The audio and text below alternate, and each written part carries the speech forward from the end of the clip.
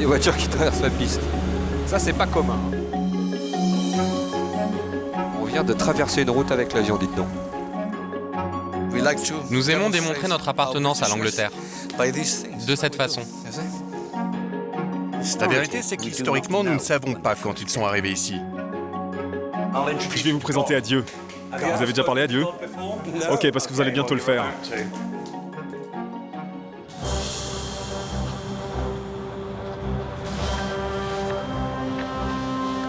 Je suis reporter, pilote, et je rêve de voler sur les traces des héros de l'Aéropostale. Dans les années 20, Mermoz, Saint-Exupéry et leurs camarades ont ouvert les premières lignes aériennes de l'histoire. En acheminant du courrier au péril de leur vie, ils ont fait de l'avion le plus formidable outil pour rapprocher les hommes. Aux commandes d'une machine à peine plus performante que les leurs, je veux survoler les mêmes paysages, voir comme ils ont changé, et au fil de mes escales, faire de belles rencontres.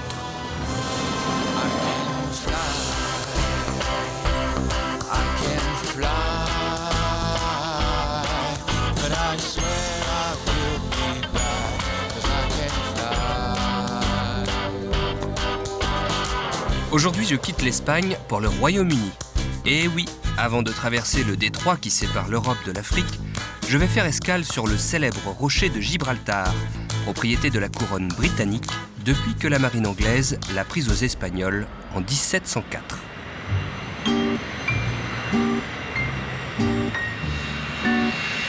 Visite pré-vol et briefing météo ce matin à Malaga. Le trajet sera court. C'est plutôt l'arrivée à Gibraltar qui m'inquiète. Navigation du jour. Malaga, Gibraltar. Par la mer, il n'y a pas beaucoup de vent. Heureusement qu'on a du vent faible. Parce que toutes les petites flèches là. C'est une turbulence dans un sens différent. Incroyable, ça va dans tous les sens. Et à chaque fois que le vent vient du sud, ça génère des turbulences différentes qui peuvent être très très dangereuses. Bon, ben on va voir. Hein. Oui. Le vent est faible, on a de la chance.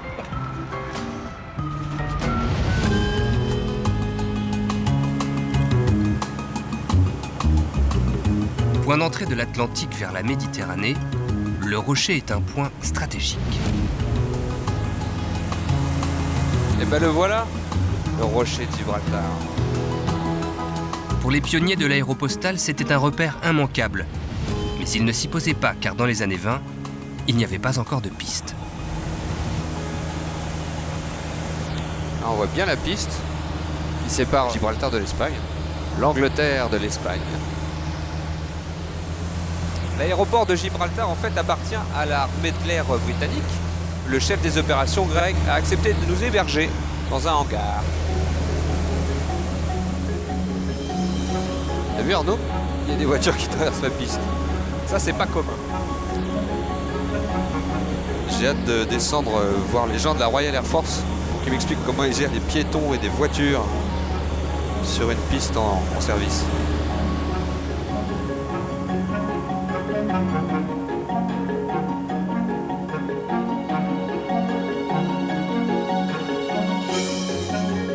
La Royal Air Force est arrivée à Gibraltar en 1936.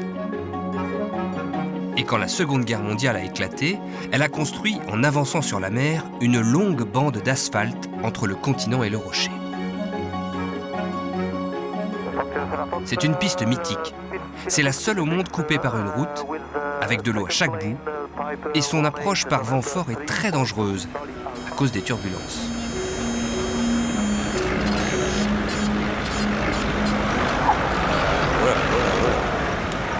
On vient de traverser une route avec l'avion, dites donc.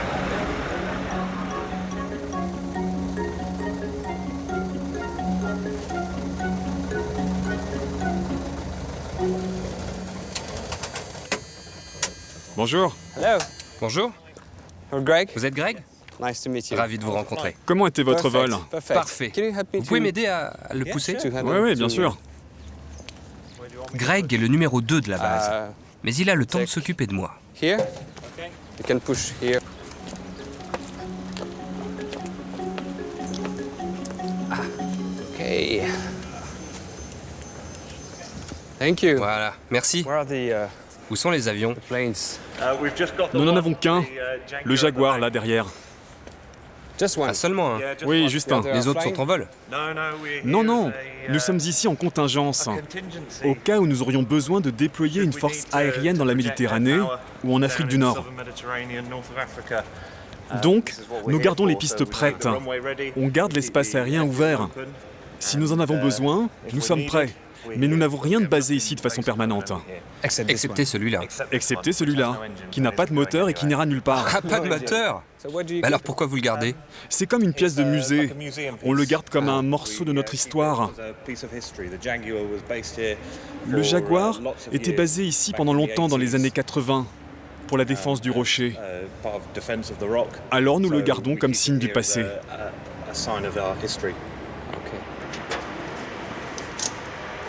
Hello. Vous m'entendez? Oui, 5 sur 5. On m'a dit qu'il y avait beaucoup de tunnels à Gibraltar. Oui, et la plupart sont un peu plus gros que celui-ci. Je vous rejoins à la sortie, on continue la visite. C'est vrai que le rocher est truffé de tunnels. Les pierres qu'on en a extraites ont servi à faire la piste. Mais nous verrons ça plus tard.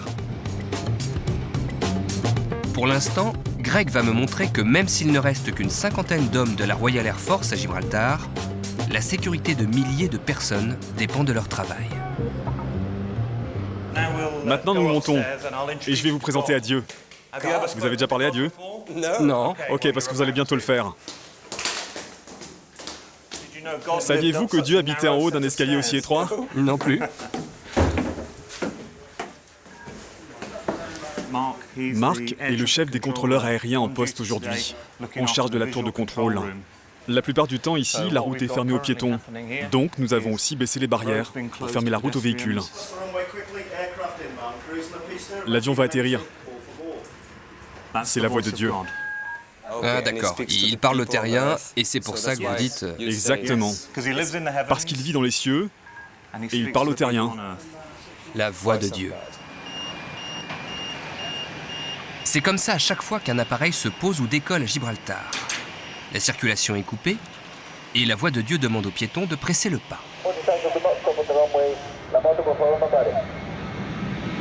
Ça dure environ 10 minutes.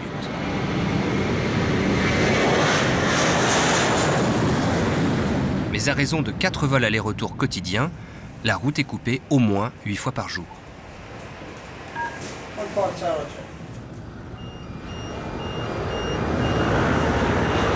Les 28 000 habitants du Rocher et ceux qui y travaillent sont habitués à la voix de Dieu.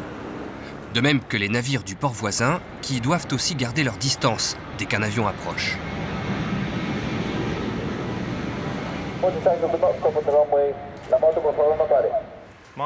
Marc, je te présente Vincent. Vincent, Marc. Vous parlez français? Mais surtout l'anglais. Alors vous êtes Dieu? Plutôt la voix de Dieu. Je n'ai pas la prétention de me prendre pour lui, mais je me permets d'emprunter sa voix. La voix de Dieu pour le trafic terrestre et celle de Neptune pour le trafic maritime. Et vous faites les deux? Oui, je fais les deux. VOG, c'est la voix de Dieu, VON, la voix de Neptune. Ah vraiment? Vous appuyez, vous parlez. Et quelle est la particularité de votre travail comparé à un autre contrôleur aérien? La plus grande difficulté est, comme vous pouvez le voir, de contrôler des véhicules qui traversent la piste. Dans la plupart des grands aéroports comme Heathrow ou Paris-Charles de Gaulle, la route qui traverse les pistes est souterraine, alors qu'ici elle traverse en plein milieu. Nous prenons des risques. Les gens jettent des choses sur la piste, ils fument une cigarette et la jettent. Ça ou n'importe quel objet, et c'est un gros problème. Nous devons rester vigilants. On se souvient ici de l'accident du Concorde en 2000 à Roissy, causé par une lamelle de métal tombée de l'avion qui le précédait. 113 personnes avaient trouvé la mort. Alors à Gibraltar, le croisement de la piste et de la route est balayé chaque fois que la barrière s'abaisse. Et Harry, surnommé Œil de Lynx, passe à l'action. Hélas, il y a toujours quelque chose qui traîne ici.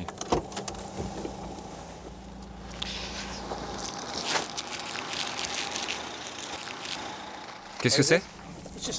C'est juste un emballage de barres chocolatées. C'est quelque chose qui ne devrait pas être ici. C'est pas dangereux. Tout est dangereux. Si ça n'a pas sa place ici, c'est que ça peut être dangereux.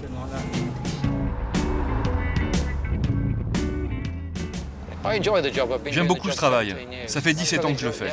Et je prends encore du plaisir. Des fois, vous n'avez pas envie de foncer tout droit et d'aller le plus vite possible? Je mentirais si je vous disais non.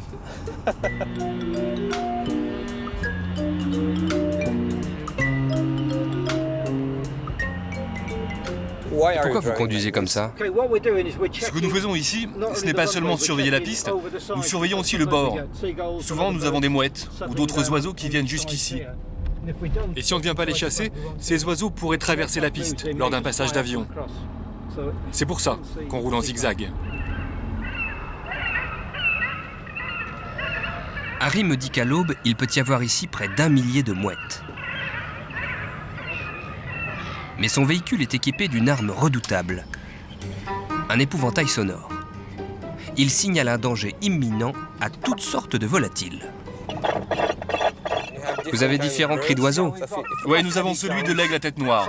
De temps en temps, je mets celui qui fait un bruit effrayant, alors les oiseaux paniquent puis s'envolent. Ok, je peux essayer? Ouais, bien sûr.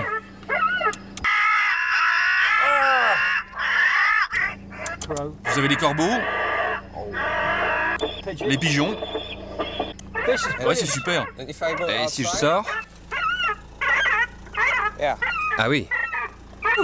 C'est très bruyant, ouais. Et si ça marche pas? Voici un pistolet qui tire une fusée. Ça, c'est une amorce. Et ça, c'est une cartouche qui produit une explosion.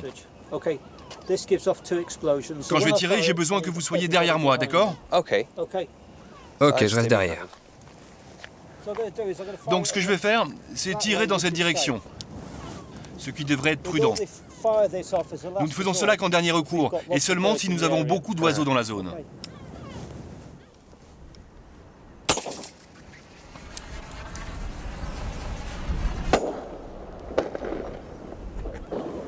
Ça marche très très bien. Jusqu'à 850 mètres.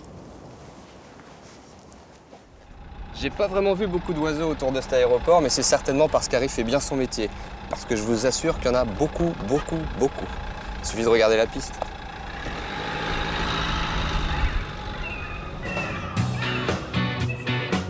À 500 mètres de la piste, on est déjà en centre-ville. Gibraltar est un endroit vraiment à part qu'on m'a conseillé de découvrir avec un certain Tito, qui connaît le rocher comme sa poche. Je le retrouve dans un pub, comme en Angleterre, mais en terrasse, comme en Espagne. Vous êtes Tito? Oui, c'est moi. Enchanté. Enchanté. Et vous êtes? Guy, bonjour. Bonjour. Tito est né ici, de mère anglaise et de père espagnol. Retraité de l'armée, il est maintenant guide bénévole, fier d'être gibraltarien, avec sa culture et sa langue.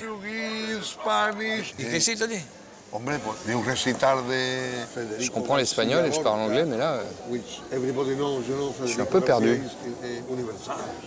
J'ai l'impression d'entendre un peu les deux. Excusez-moi, j'arrive pas à comprendre un mot de ce que vous dites. C'est normal, car nous parlons la langue courante de Gibraltar. C'est une sorte de mélange entre l'anglais, l'espagnol et aussi d'autres langues, qu'on appelle le Llanito. Llanito, c'est le nom de la langue. Vous savez, c'est un peu comme le créole à la Nouvelle-Orléans. C'est ça le Llanito. C'est une sorte de dialecte. Vous pouvez m'apprendre un peu de Llanito? Oui, par exemple, je vais te dire « Stop giving me the tin ». J'ai utilisé des mots anglais pour dire quelque chose en espagnol. Ça veut dire « Arrête de me prendre la tête ». C'est comme ça qu'on parle ici. Ici, on ne dit pas une tipote pour dire une théière, mais une tipa. C'est un mélange d'anglais, d'espagnol et de n'importe quoi. Ce sont nos mots ici.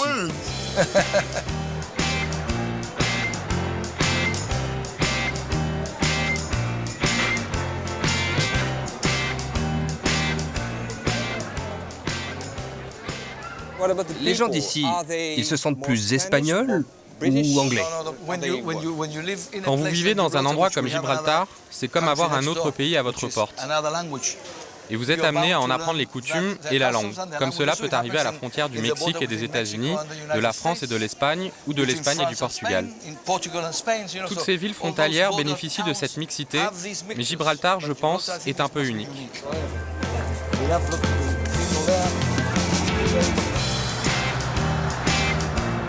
Est-ce que c'est vrai que si je poste une lettre à partir d'ici, elle ne peut aller qu'à Londres? Non. En fait, elles vont toutes à Londres, et de là, elles sont redistribuées en Espagne ou ailleurs, même si l'Espagne est juste à côté. C'est la politique. Si j'envoie une lettre au Maroc, qui est au sud, elle devra d'abord aller à Londres, qui est au nord, Puis elle ira au Maroc. Pourquoi? C'est à cause des arrangements administratifs avec la poste espagnole. Tout ça est encore très politique. Donc si je dois poster quelque chose en Espagne, je préfère juste traverser la frontière. Est-ce que les gens sont très fiers d'être anglais ici? Qu'est-ce que tu crois? Regarde sous tes pieds. On est très anglais. Nous aimons démontrer notre appartenance à l'Angleterre de cette façon. Ça, c'est ici depuis le jour où nous avons fait le référendum. C'était en 1967. Ce référendum demandait aux Gibraltariens s'ils voulaient devenir espagnols. Ils ont choisi à 99,5% de rester britanniques.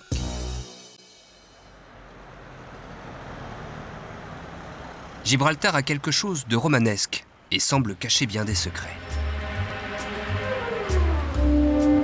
Le plus mystérieux, ce sont ces kilomètres de tunnels, creusés pendant la guerre pour entreposer des munitions. Imagine ça rempli de munitions. Il y en avait 32. 32 entrepôts à 2 étages comme celui-ci. 32 entrepôts comme ça? Oui, considérant l'époque, c'était un exploit industriel, tu sais. Nous sommes à l'intérieur du rocher, il est juste au-dessus de nous. Je peux sentir le rocher. Tu peux sentir son poids, n'est-ce pas? Tiens, allons voir par là. Il y a combien de kilomètres? À peu près 50 km. 50? 52 km, plus ou moins. On peut passer d'un bout à l'autre du rocher et du sommet à sa base sans même en sortir. Beaucoup de marches. On se croirait dans un James Bond, dont l'auteur Ian Fleming fut, paraît-il, espion sur le rocher.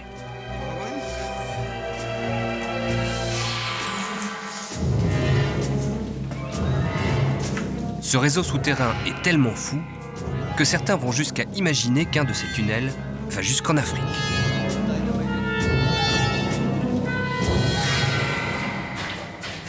La légende dit que les singes de Gibraltar sont venus du Maroc par un tunnel sous le détroit et que quand ils mouraient, ils repartaient par le tunnel. Il est très difficile de voir un singe mort. Quand ils sentent que c'est la fin, ils se cachent pour mourir. D'où la légende. Comme on ne les voyait pas mourir, on disait qu'ils étaient retournés en Afrique par le tunnel. Évidemment, c'est faux. Une autre légende dit avec malice que tant qu'il y aura des singes à Gibraltar, il y aura des Anglais. Et au dernier recensement, 186 macaques de Barbarie habitent le rocher.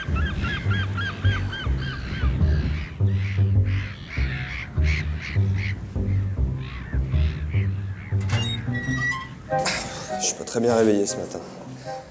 Je me suis levé tôt et c'est pas pour mon avion, c'est pour rencontrer Eric, un personnage assez haut en couleur, qui est le spécialiste incontesté et incontestable des singes de Gibraltar.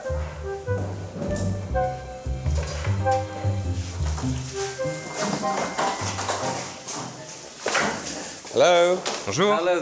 Bonjour, ravi de vous rencontrer. Moi aussi. Hello. Bonjour. Voici Dale, Bonjour Dale. et voici Tessa. Bonjour Tessa. Qu'est-ce que vous faites? Nous préparons la nourriture pour les singes. C'est le petit déjeuner. Oui, du tout petit matin. Oui, il est très tôt. Qu'est-ce que vous leur donnez? Ils aiment les oignons, alors Dale en prépare avec des pommes, du chou, du céleri, des pommes de terre, des patates douces. Que des bonnes choses pour la santé. Oui, c'est un régime qui leur convient très bien. Je peux vous donner un coup de main, Tessa?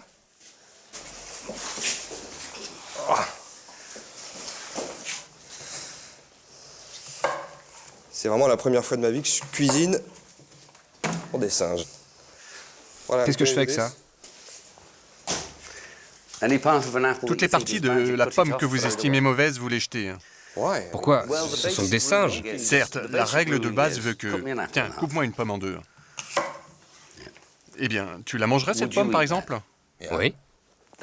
Eh bien, si elle est assez bonne pour toi, c'est qu'elle est assez bonne pour les singes. On ne donne aux singes que la nourriture que tu mangerais. Si tu pensais que cette pomme était mauvaise, tu la jetterais. Tu ne donnes aux singes que la nourriture que tu mangerais. Allez, la dernière pomme. J'ai presque fini.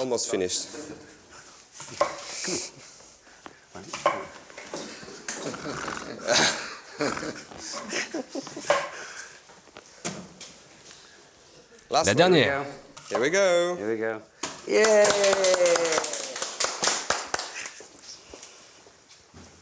Okay.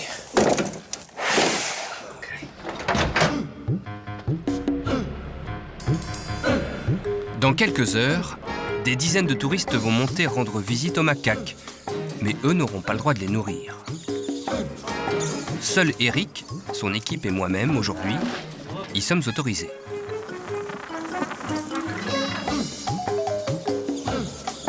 Les singes de Gibraltar sont une attraction et tout le monde les aime bien. Mais si on ne s'en occupe pas correctement, ils deviendront nuisibles.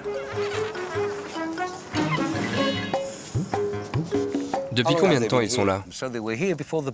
Ils étaient ici bien avant que les Anglais arrivent. Il y a beaucoup de légendes et d'histoires sur comment ils sont arrivés là et comment on les a amenés.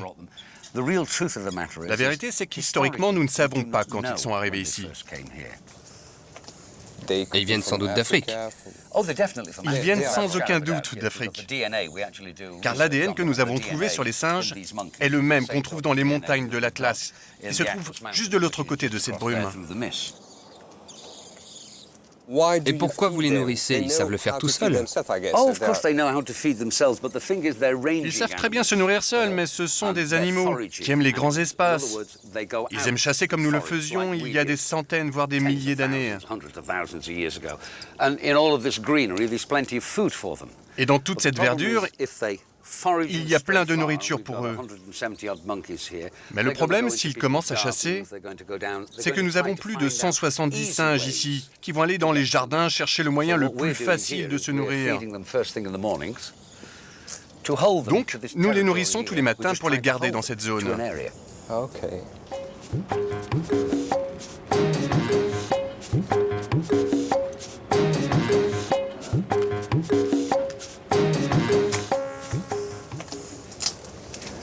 C'est quoi ce nuage? Ce nuage, c'est le Levant. C'est tout simplement le vent qui vient tout droit de la mer Méditerranée, sans aucun obstacle.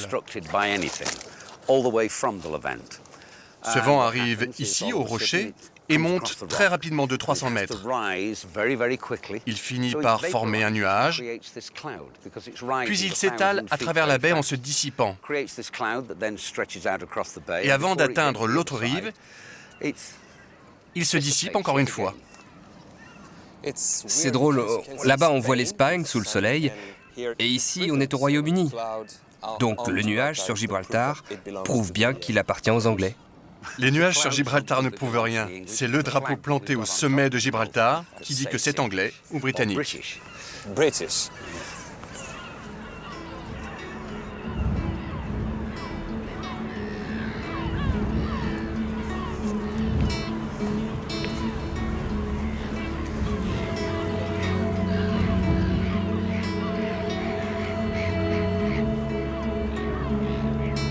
Je ne suis pas prêt d'oublier le spectacle offert par Gibraltar et son nuage, à la tombée de la nuit.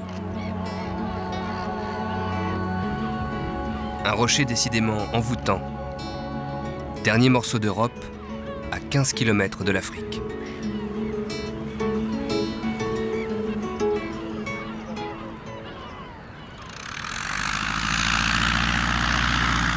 Attends, on laisse passer la mouette.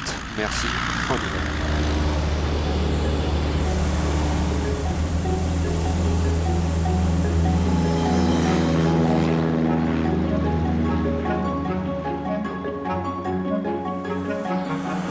Direction l'autre continent, l'Afrique, le Maroc. Ce nuage qui reste collé comme ça sur le rocher avec le soleil derrière sur l'Espagne, c'est quand même assez marrant.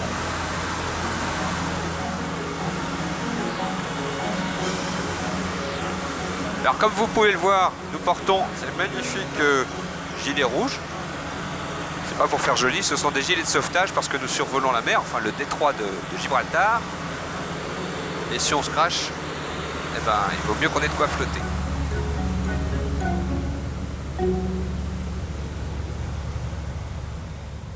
I can fly,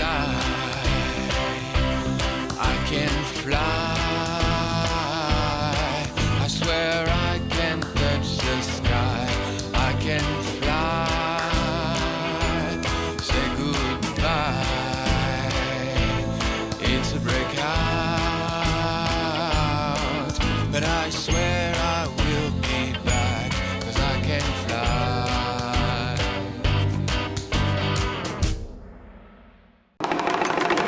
Ok, ah, c'est le signal. Premier thé à la menthe du Maroc. C'est un bel endroit pour se prélasser au soleil. Ils ont un sens du rythme hallucinant aussi, quoi.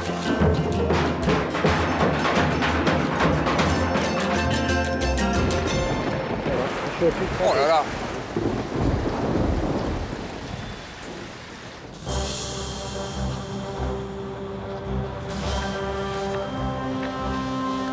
Je suis reporter, pilote, et je rêve de voler sur les traces des héros de l'Aéropostale.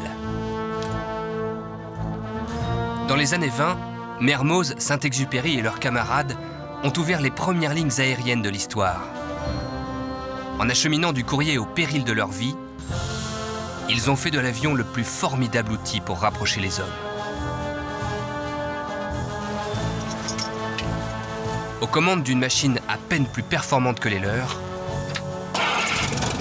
je veux survoler les mêmes paysages, voir comme ils ont changé, et au fil de mes escales, faire de belles rencontres.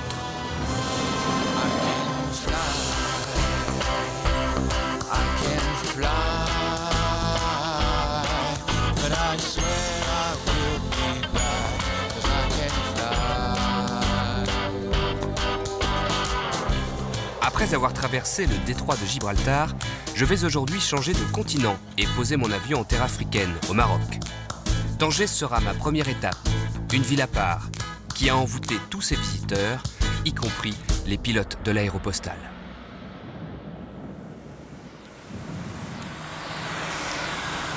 Voilà, l'Afrique est devant nous. En fait, c'est à quelques kilomètres, c'est incroyable.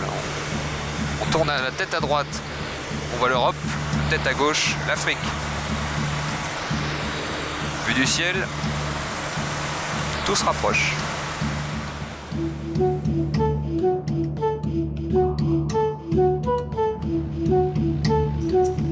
Avec son ancien port en forme de virgule, Tanger se glisse sous mes ailes comme elle le faisait dans les années 20, sous les avions postaux de mes héros, Mermoz ou Saint-Exupéry.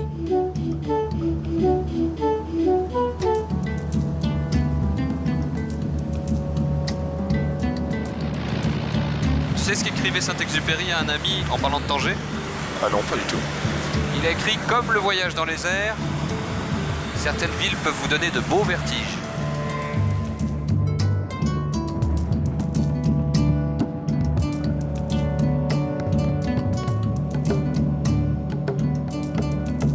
Entre Atlantique et Méditerranée, Tanger a inspiré 1000 légendes depuis l'Antiquité. On raconte qu'Hercule, après avoir accompli ses 12 travaux, vint s'y reposer en poussant un soupir si fort qu'il perdure aujourd'hui encore sous la forme d'un puissant vent d'Est. Assorti de quelques rafales venues du nord, il ne facilite pas mon atterrissage.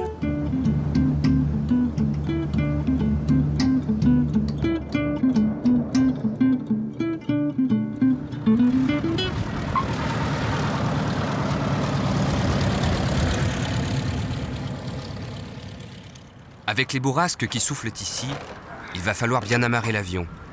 Il pourrait se retourner comme un rien.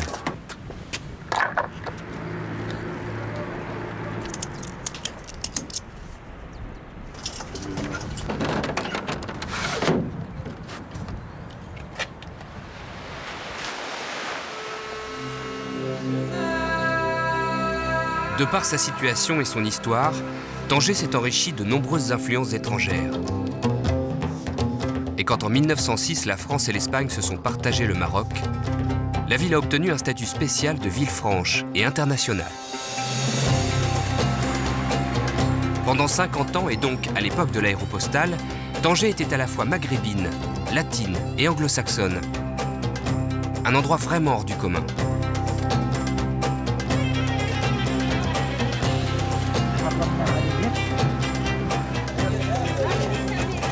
Bonjour. Qu'est-ce que c'est? Nougat. Du nougat? Nougat, oui. Ah, oui. Je peux en goûter un petit bout? C'est bien. Voilà. Shukran. Merci. Oh. C'est bon. C'est bon. C'est bon, oui. Merci beaucoup, monsieur. Pas de problème. Au revoir. Au revoir. Diplomates ou espions, artistes ou écrivains, les visiteurs amoureux de Tanger l'International furent nombreux, et pour certains illustres.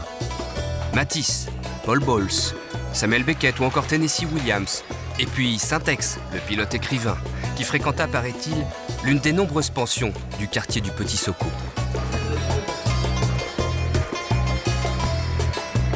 Bonjour, je cherche la pension Fuentes. La pension Fuentes, qui eut un passé florissant.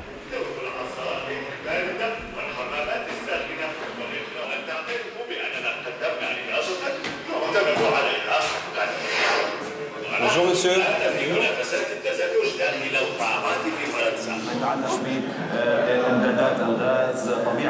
Bonjour, vous êtes le patron? Oui. Enchanté. Vincent. Bonjour. C'est la pension Fuentes ici. Oui, oui, c'est la pension Fuentes. Ça fait longtemps que vous tenez ce... Parce que vous êtes jeune? Moi, depuis 96. 96, d'accord. Et ça appartient à mes parents depuis 65. Parce qu'il est très vieux cet hôtel, hein? Oui. On m'a dit qu'il y avait Saint-Exupéry qui avait dormi ici. Camille Saint-Saëns aussi. Aussi. Le compositeur. Oui, le compositeur de Samson et Dalila. Et vous avez une chambre pour moi? Oui. Ouais. Avec le temps, la pension a un peu perdu de son éclat. Et la clientèle a changé.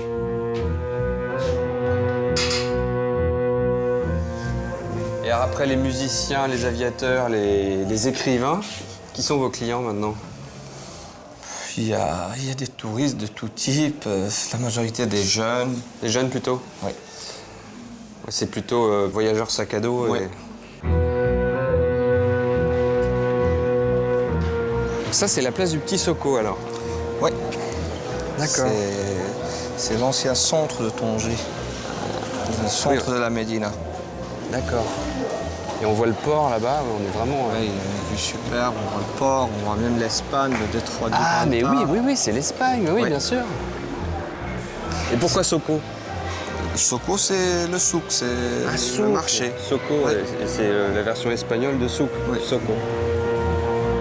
Même si Tanger n'est plus international depuis l'indépendance du Maroc en 1956, quelques Occidentaux y restent attachés.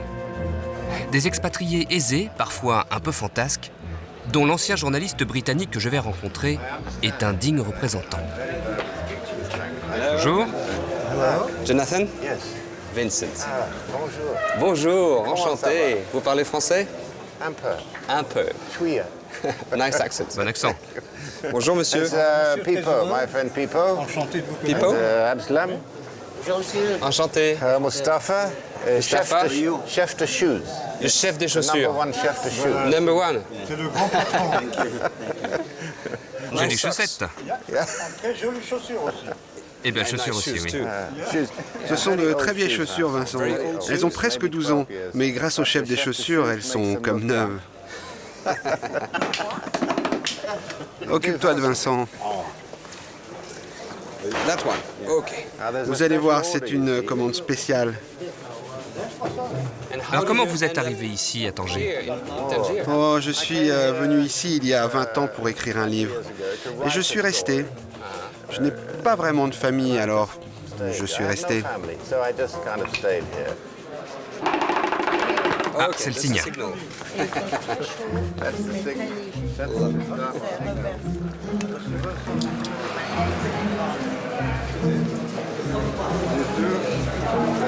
Premier thé à la menthe du Maroc. Allez, si vous voulez, c'est moi qui vous cire les chaussures.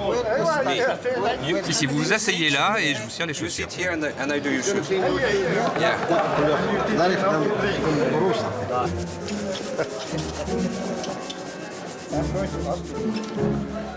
Jonathan nous invite à déjeuner.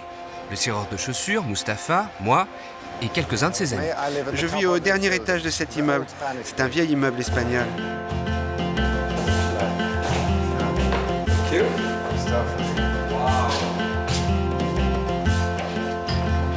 Jamais je ne me serais douté trouver un tel endroit à Tanger. À la fois très british et très Jonathan.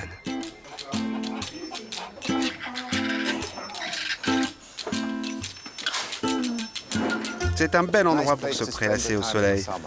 Par beau temps, vous pouvez même voir Gibraltar, mais aujourd'hui, c'est pas très dégagé.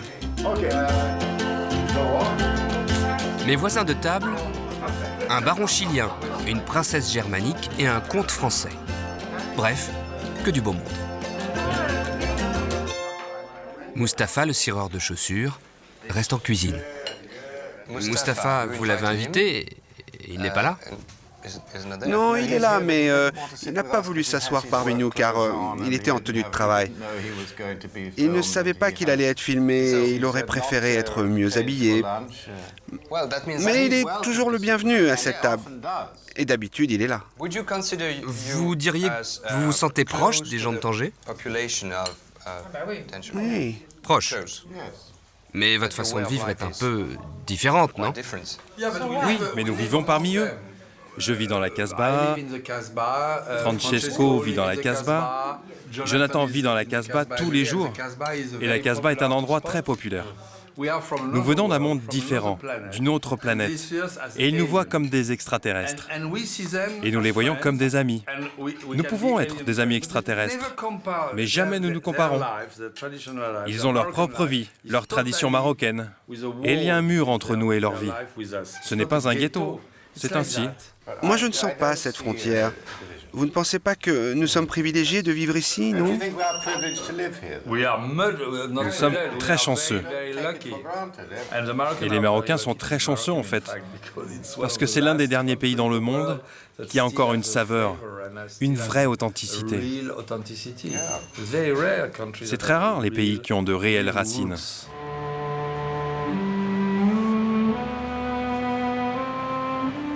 Les Tangérois ont l'habitude de venir ici quand le soleil tire sa révérence. De là, on croirait toucher l'Espagne. 15 kilomètres séparent les deux continents. Lorsque 1000 ans avant Jésus-Christ, Tanger n'était qu'un comptoir de commerce, les Phéniciens enterraient leurs morts ici, face au détroit. Et l'endroit respire la sérénité.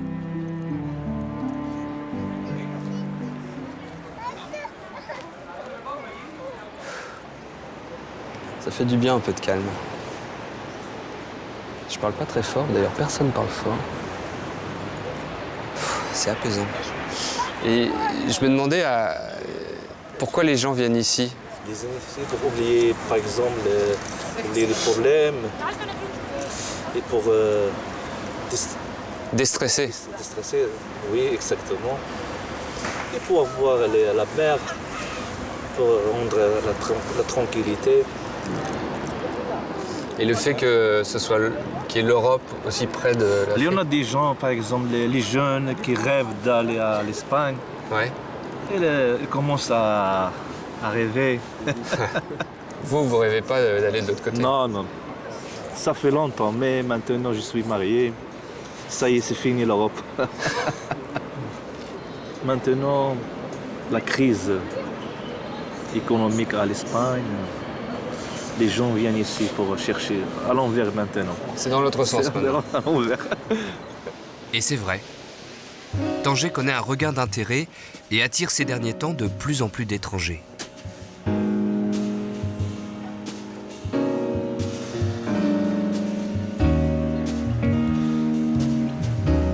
Parmi ces nouveaux expatriés, on m'a conseillé de rencontrer Éric Valentin, un comédien français qui, dans ce refuge de l'association Darna, accueille des enfants des rues et les initie au théâtre. Bonjour, ça pourrait marcher avec le Détroit. Éric? Bonjour. Bonjour. Enchanté. Bonjour. Drari, kul salam alaikum. Salam alaikum. Alaikum salam. Adrajul Smitou, Vincent. Vincent. Là, vous faites tous du théâtre? Femtou, Clémine Katzadol Masra, Naya. D'accord. Et quand est-ce que vous répétez? Fokash Ankoum Tedrib. Aujourd'hui. Maintenant. D'abord. Alors je vous laisse débarrasser, puis on y va après alors au théâtre. Ok, Femtou.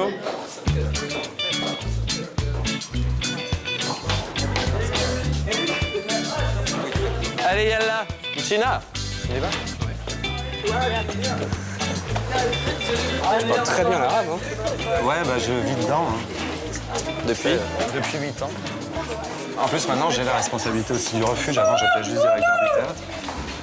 Donc voilà, cette nuit, j'en cherchais encore un dans la rue à 10h du soir, alors qu'en fait, il avait croisé sa sœur et qu'il était allé manger chez elle sans me prévenir, tu vois. Mais tout de suite, la tension monte parce que je sais qu'il a eu, il y a 1 ou 2 ans, il était encore dans la rue à se droguer, donc ça fait 2 ans qu'il a rien pris, mais il suffit d'une fois.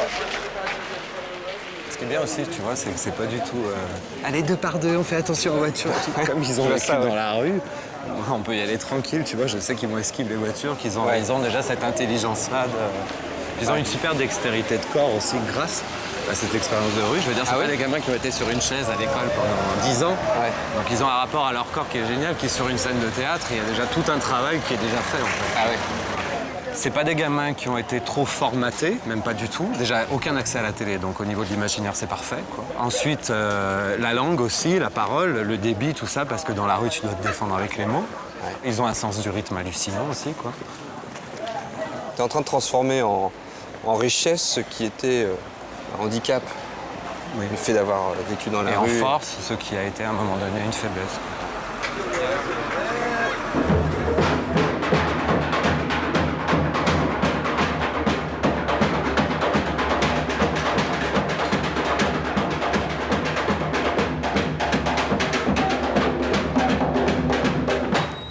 Un peu provocateur, mais il n'y a pas plus urgent avec des enfants en difficulté que de leur faire du théâtre. Et ils ne font pas que du théâtre, hein. Tous. Et soit à l'école, soit en formation professionnelle, soit insérés en stage. Donc ils ont un emploi du temps de malade, quoi. Qu'est-ce que tu cherches en leur faisant faire du théâtre? Je pense que c'est un outil de réflexion sur soi-même en premier lieu, par toutes les explorations physiques et intellectuelles qu'on fait dans le travail de recherche. Ensuite, c'est un super objet de miroir du monde, quoi, pour réfléchir sur la société, etc. C'est une société qui les a exclus à un moment donné, il faut réfléchir sur les raisons. Il est question aussi de prendre son destin en main pour des nations arabes entières, donc il est aussi question pour ces gamins-là d'être acteurs de leur destin et pas simplement passifs et soumis à une espèce de fatalité qui fait que tu es dans le tiers-monde, tu es dans le tiers-monde, quoi. Voilà, eux, ils commencent à comprendre aussi que leur avenir, il est ici.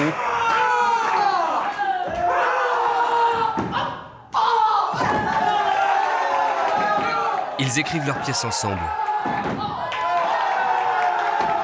Celle-ci raconte la chute d'un tyran de l'Antiquité que ces sujets ne parviennent plus à distraire.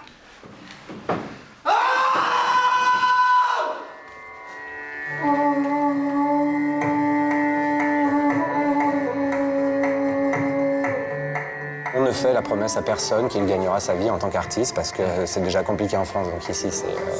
N'en parlons pas, il n'y a même pas d'intermittence ni rien. On a créé la coopérative parce que justement, on met entre nous un espèce de système d'intermittence. Celui qui travaille rentre de l'argent, prend un peu et laisse dans la caisse pour l'ensemble du groupe quand le groupe n'a pas de travail ou dans les moments difficiles.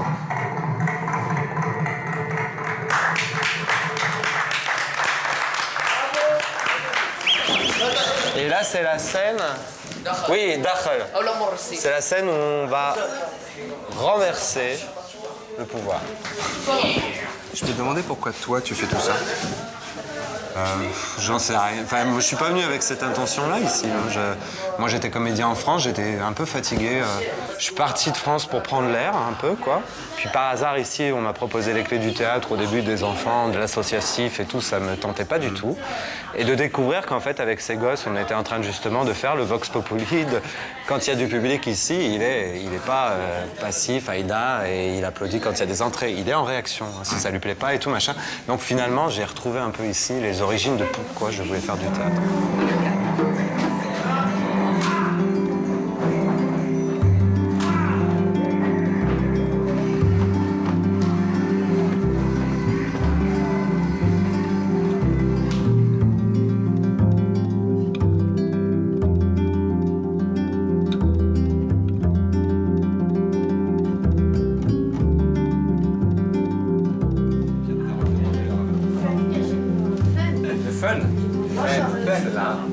Je voudrais savoir qu'est-ce qui vous plaît dans le théâtre. Depuis que je suis tout petit et avant d'être dans ce monde des arts, j'avais peur. Je ne me sentais pas libre de m'exprimer comme les autres. Depuis que je monte sur scène, je me sens plus fort et plus concerné. Quand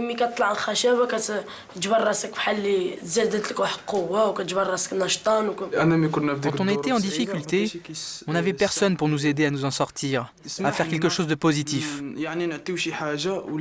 Les gens avaient une mauvaise image de nous. Aujourd'hui, nous avons fait tomber cette barrière en montant sur scène. Depuis qu'on donne des représentations, maintenant les gens nous regardent pour ce que nous sommes vraiment.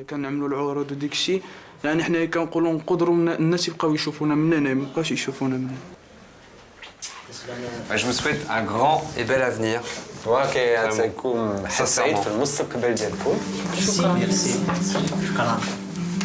Ciao. Merci à toi. À bientôt. Continue. On va essayer. Ciao. Ciao. Le cœur réchauffé par cette rencontre, je vais quitter Tanger. Mais dehors m'attend une douche froide. On a bien fait d'amarrer l'avion.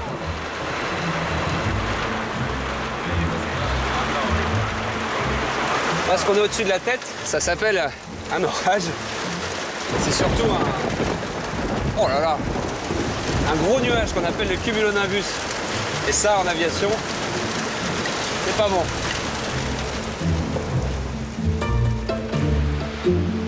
La pluie s'arrête, mais il est trop tard, je partirai demain.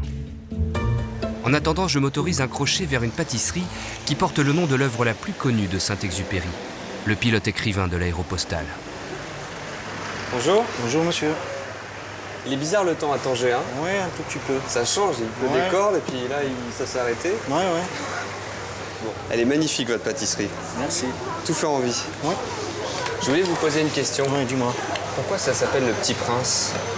Ben, c'est à cause le prince, le roi maintenant. Le roi... Mohamed VI, oui. Mohamed VI? Oui. En 1977. Il est arrêté ici. Il est voir la pâtisserie. Il dit comment il s'appelle, mais le père il dit qu'il va s'appeler le Petit Prince. D'accord. Ouais. Ça n'a aucun rapport avec le Petit Prince de Saint-Exupéry? Non. Vous connaissez le Petit Prince? Oui, je le connais. Parce que moi, je suis les traces de Saint-Exupéry, l'auteur du Petit Prince. Ah oui, monsieur. Et je descends le long du Maroc avec un petit avion, comme lui à l'époque de l'Aéropostale. Ouais. Comment on fait ces pâtisseries orientales? Non, on faisait ici. Vous les faites ici, là? Ouais. Juste là? Ouais. Si tu veux faire une... Ah, je veux bien, ouais.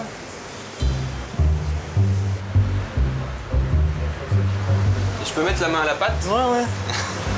Qu'est-ce que vous préparez, là? Ça, du shibakia, ça. Shibakia. Shibakia, ça. Ouais. C'est ça, là? Ouais, c'est là. C'est des sortes de roses. Des roses. La shebakia est typiquement marocaine. On la prépare le plus souvent pour le ramadan. 3. C'est marrant d'apprendre à faire des roses chez le Petit Prince. Amandes, cannelle, anis vert, safran et fleurs d'oranger donnent à cette fleur un parfum merveilleux. Pour la forme, tout dépend du pâtissier. Tu le mets dedans. Dedans. Retour. Ouvre. Comme ça. Ouais. Presque. Je peux le faire. Presque, ouais. Tenez. Pose là.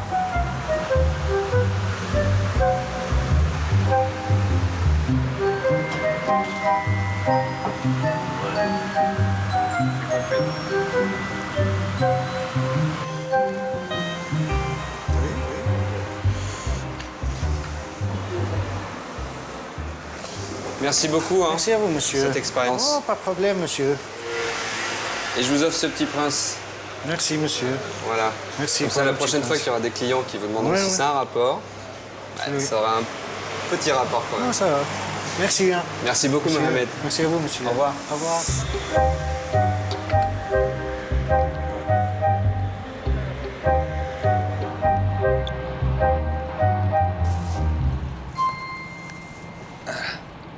Je te propose une petite pâtisserie que j'ai achetée à Tanger. La pâtisserie du Petit Prince. Un peu de sucre.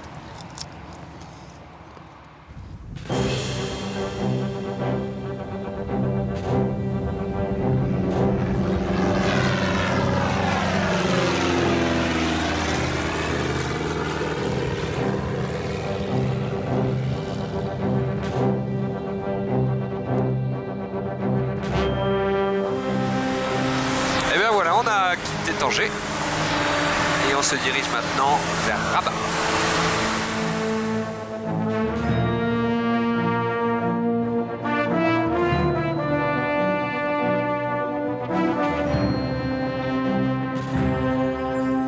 I can fly,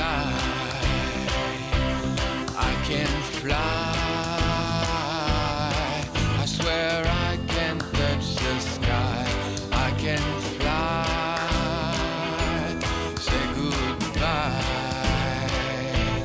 It's a breakout, but I swear I will be back, 'cause I can fly.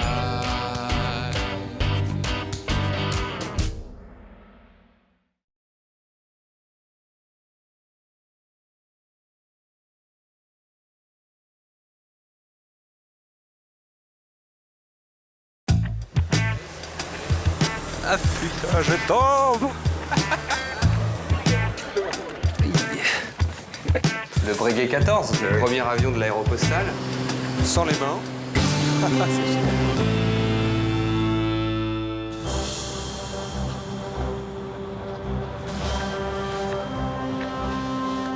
Je suis reporter, pilote, et je rêve de voler sur les traces des héros de l'aéropostale. Dans les années 20, Mermoz, Saint-Exupéry et leurs camarades ont ouvert les premières lignes aériennes de l'histoire. En acheminant du courrier au péril de leur vie, ils ont fait de l'avion le plus formidable outil pour rapprocher les hommes. Aux commandes d'une machine à peine plus performante que les leurs, je veux survoler les mêmes paysages, voir comme ils ont changé, et au fil de mes escales, faire de belles rencontres.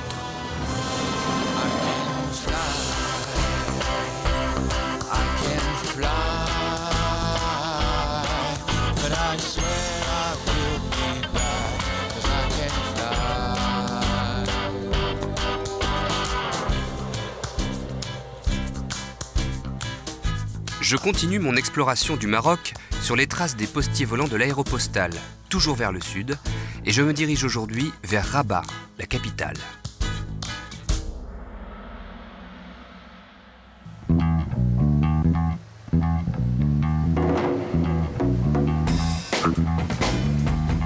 En race campagne, j'en profite pour me dégourdir les ailes avec Arnaud, mon copilote.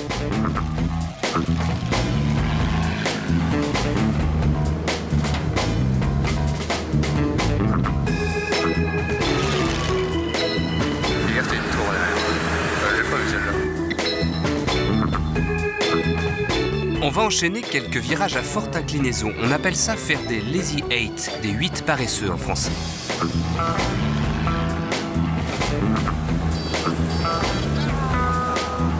Ce que vous venez d'entendre, c'est l'alarme de décrochage. Elle sonne quand l'avion trop cabré ne va plus assez vite pour que l'air le porte. Mais il suffit de piquer pour accélérer et tout rentre dans l'ordre.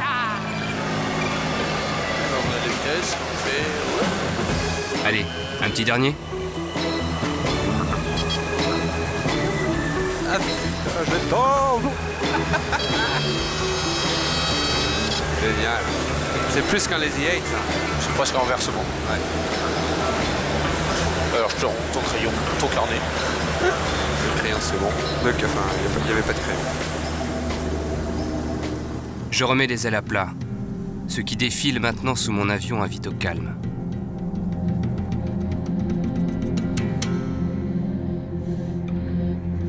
Cette immense lagune est à mi-chemin entre Tanger et Rabat. C'est magnifique. C'est la lagune de Moulay Bousselham.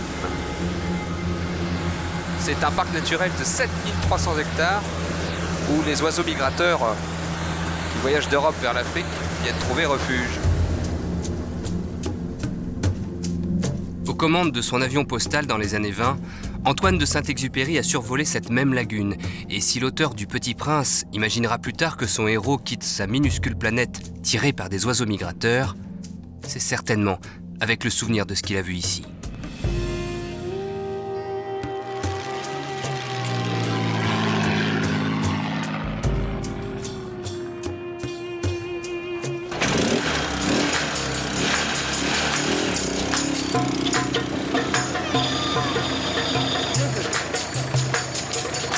Moulay Bousselham est un charmant village de pêcheurs qui, grâce à sa plage, ses spots de surf et sa lagune, attire de plus en plus de touristes. Durant l'été, la population passe ainsi de 10 000 à 150 000 personnes. En hiver, eh bien les touristes, ce sont les oiseaux. Nulle part ailleurs au Maroc, vous n'en trouverez une telle concentration. Pour bien observer les oiseaux, ici, il faut prendre une barque. Et on m'a vivement conseillé d'être accompagné d'Hassan, qui est guide depuis plus de 20 ans. Bonjour. Bonjour, ça va? Ça va et vous? Très bien, merci. Bon. Bienvenue, allez. Merci. Vas-y, vous montez là. Hop. Voilà. Oh, pardon. Voilà, doucement. Voilà, un petit me pas mets encore devant? là, au milieu là, au milieu. Au milieu. Et voilà, c'est bien. Hassan Dalil a commencé à faire visiter la réserve à 12 ans pour se faire de l'argent de poche pendant les vacances. Puis c'est devenu une passion. Il a appris beaucoup, rencontré de grands ornithologues et en a fait son métier.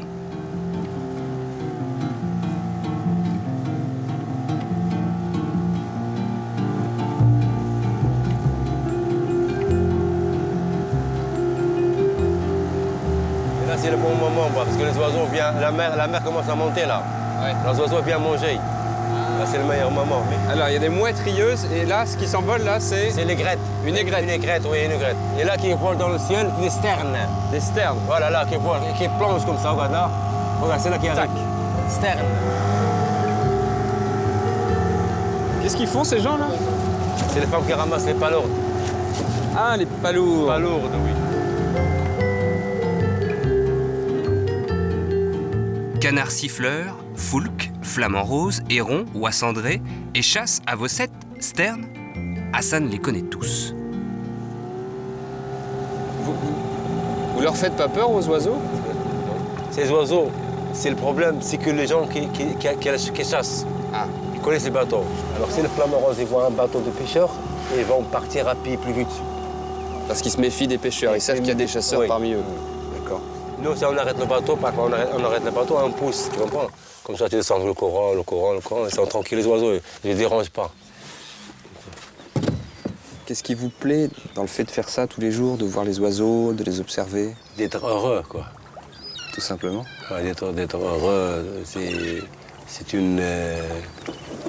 tu vas être content, quoi. Être content, tu vois des oiseaux dans l'eau et le ciel, comme ça, c'est un grand plaisir. Pour moi, c'est un grand plaisir.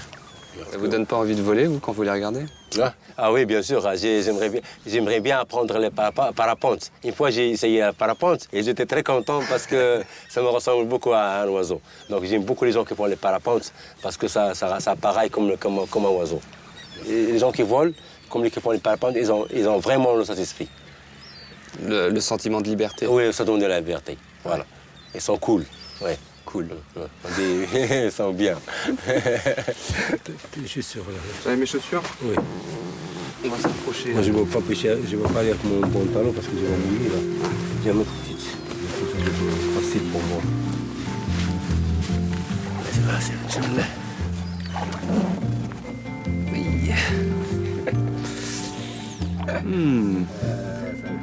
Normalement, moi, je descends pas. C'est, comment dire, spongieux.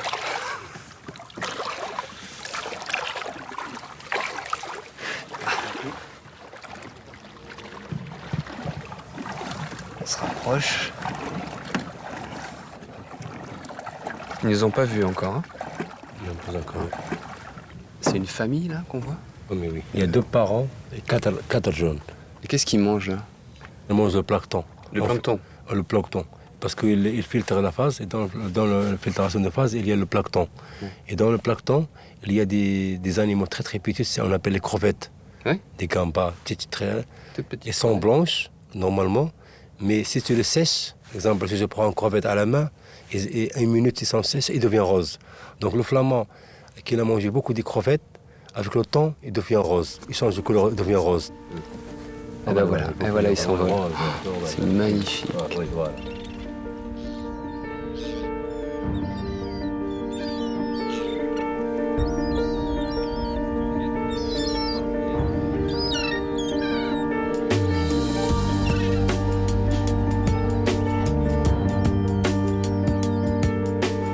Après cette halte reposante, demain je m'envole pour Rabat, la capitale.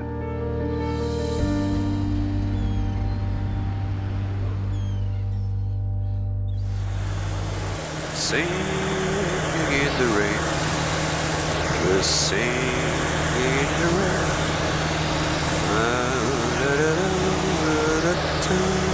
Eh ben, on essuie un petit grain, comme on dit dans l'aviation, une pluie. La piste de Rabat est en vue. Oups, je vais un peu trop vite. Et du coup, l'avion ne veut pas descendre. Faut le laisser descendre, si on se retrouve suspendu en l'air. L'atterrissage est un peu long. On a encore 1 mètre du sol, 1 mètre 50. Heureusement, la piste aussi. Oh là, je pars à droite. Oh! Pour novembre 342 Charlie Alpha, est-ce qu'on peut refaire le plein de carburant Avgas au parking? Arnaud vient de demander à la tour de l'Avgas. Allez, on peut éteindre. C'est le nom de l'essence que je mets dans mon avion, et c'est l'équivalent du super pour une voiture. Le kérosène dont vous entendez parler souvent, ce serait plutôt le gasoil, et c'est pour les avions à turbine.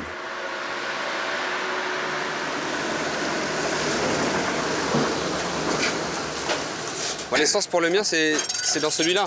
C'est l'Avgas. Ouais, d'accord. Avgas 100 LL, d'accord. Bon. Ça, c'est pour les gros avions. C'est le kérosène. Et ça, c'est pour les petits.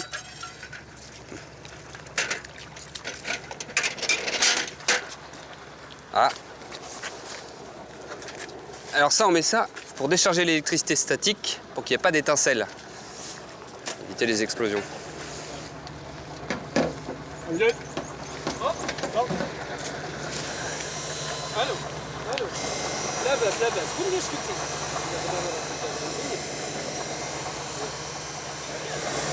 C'est bon. Ah, c'est bon. Voilà, pour le réservoir de droite. Je le ferme bien.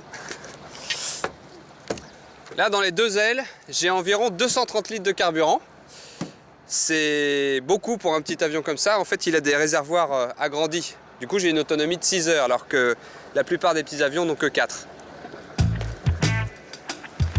Il s'appelle comment? Ernie. Bonjour Ernie.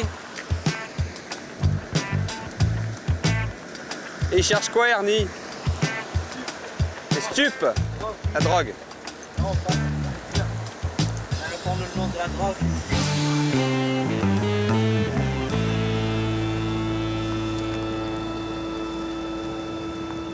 Bon, t'as bien travaillé. Mais désolé, il n'y avait rien. Hein. Rabat est la deuxième plus grande agglomération du Maroc et surtout sa capitale, où d'une certaine manière l'aéropostale a pris son envol. En 1919, l'industriel Pierre-Georges Latécoère atterrit à Rabat pour prouver qu'une liaison postale avec Toulouse est possible en 2 jours. Au résident général de France, le maréchal Lyotet, il offre un exemplaire du journal Le Temps de l'avant-veille et à son épouse, un bouquet de violettes fraîches. Conquis, Lyotet accorde 1 million de francs de subvention et offre à Latécoère l'exploitation d'une ligne France-Maroc. Cette ligne, un jour, ira jusqu'à Santiago du Chili. Je vais maintenant rendre visite à Ahmad Nouaiti, qui sans jamais avoir piloté connaît les avions par cœur. Il est peintre aéronautique. Bonjour. Bonjour, ça va? Ahmed? Ouais. Enchanté. Allez. C'est pas grave. Ça va? Ouais. Ça, c'est un Lightning P-38. Exactement, exactement. Le dernier avion de Syntex. Ouais. Il est magnifique. C'est génial. Il y a combien d'avions dans cet atelier? Il y a à peu près une soixantaine. Une soixantaine.